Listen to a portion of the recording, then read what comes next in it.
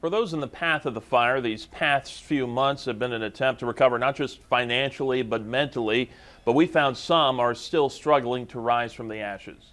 Santa Rosa #1 police fire car ambulance.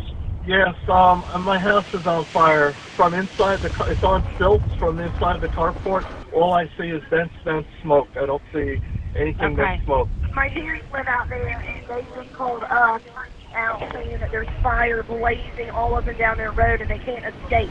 They said it's all over out there. It's May 4th.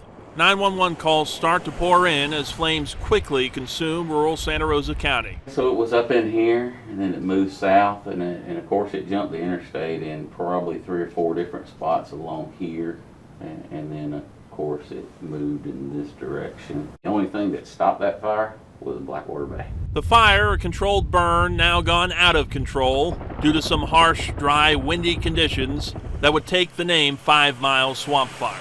It was probably the most intense wildfire that I've been on in Santa Rosa County. Brad Baker is the county's public safety director. We were there as he was on the front lines fighting the blaze, evacuating residents as things went from bad to worse. It was crossing the road right there, and I bet you for at least 8 or 9 seconds there was a wall of fire that come across the road. The fire went on to destroy 14 homes and cause nearly $2 million of damage. But now, nearly 5 months after the fire, it's a new day. Life now growing from the thick ash, but for many here, life has moved on slowly. Crews still removing rubble, this burned down home in the process of being cleaned up. When I think back about it, it was very traumatizing. It was traumatizing for my children. We basically escaped here within minutes. Single mother Rebecca Spivey took this incredible video as the blaze quickly approached her home as she evacuated. Holy look at that.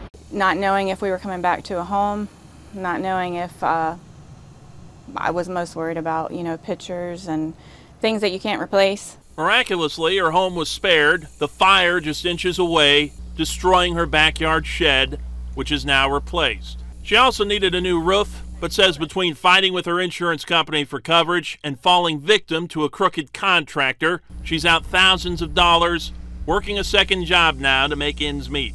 I'm finally starting to try to get it wrapped up, but it's been since May, so yeah, it's been a while. In the end, there were no criminal charges brought against anyone for the prescribed burn getting out of control, but Brad Baker says it's definitely a defining moment with many lessons to be learned, one he hopes people will remember when conditions are ripe for a fire. When it impacts you, it's a definite wake-up call. So hopefully we'll see people take it serious.